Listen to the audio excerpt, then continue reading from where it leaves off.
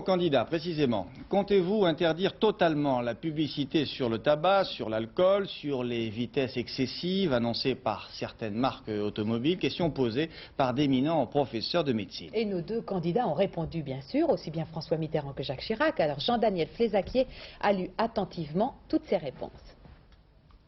Des fabricants de cigarettes qui ne mégotent pas sur la publicité, des brasseurs prêts à tout pour faire mousser leur bière, et des constructeurs qui annoncent des vitesses sur circuit bien sûr capables de décoiffer tous les radars.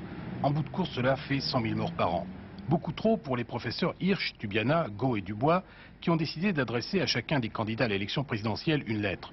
Ils demandent à ces candidats s'ils seraient d'accord pour interdire toute publicité pour l'alcool, la vitesse et le tabac.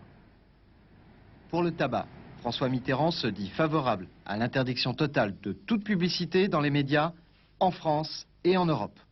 Jacques Chirac, lui, souhaite que soit appliquée enfin la loi Veil votée en 1976. Pas d'interdiction totale pour le moment, mais il n'est pas hostile non plus à une interdiction visant tout le marché commun.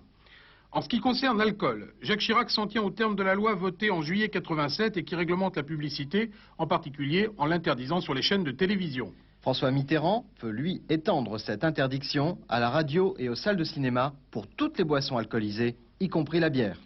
En ce qui concerne la mention de vitesse illégale dans les publicités, les deux candidats préfèrent la concertation avec les constructeurs. Ni l'un ni l'autre n'envisage dans l'immédiat d'interdire de telles publicités sur le territoire français.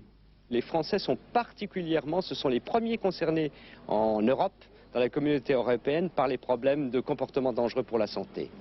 Et donc, il me semble que, et c'était le sens de notre appel, de notre interpellation, il me semble que les hommes politiques vont prendre en compte ces propositions, ces interpellations. Le souhait de ces médecins est donc que l'on s'intéresse autant à la santé des Français qu'à celle du franc. Ils rappellent en outre que ces fléaux coûtent beaucoup plus cher à la société qu'ils ne sont censés rapporter à coup de taxes. Voici un